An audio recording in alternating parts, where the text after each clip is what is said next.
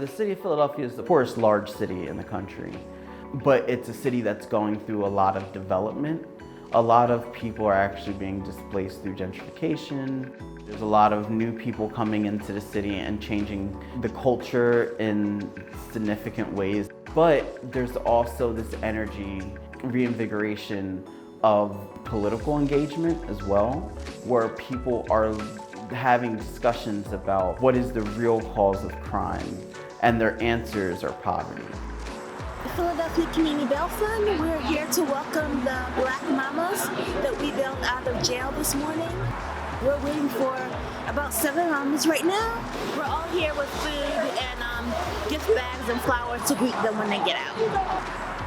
We're still fighting for some of the legislation, but I think right now we're closer than we've ever been before to actually getting it passed, changing the way our politicians and the way our policymakers craft policy around violence, gun violence, and the poverty that are facing our marginalized communities.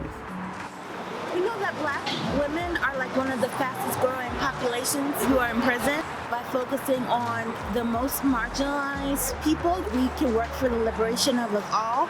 So we're trying to just shine a light on jail practices and incarceration in Philly in order to end cash bail and drastically reduce our prison population with our long-term goal of abolishing prisons. But until we get there, we want to make sure that we can bring as many people home as possible.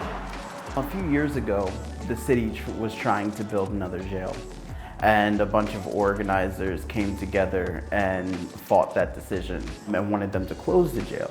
What they needed to do was reduce the prison population, and they realized that the majority of people held in prison in Philadelphia were in on cash bail. So naturally, they started to campaign to end cash bail as a way of dramatically reducing the prison population here in the city. From there, that started a groundswell of support and a lot of talk amongst communities about, what that would look like, how we end cash bail in Philly. Welcome home.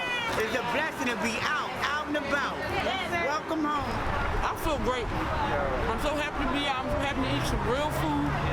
I'm just glad I'm not in Archie. That feels like living in hell.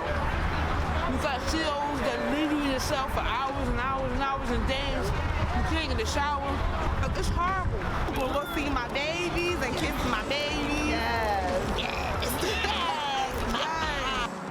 The strategy was simple. Organizers made ending the use of cash bail the singular focus of the local district attorney's race.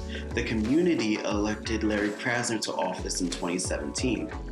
While this was a victory for the movement to end cash bail, and many of the new DA's policies have led to a reduction in the prison population, the Philadelphia Community Bail Fund, in coordination with other community allies, is still organizing to hold the new DA accountable to his promises.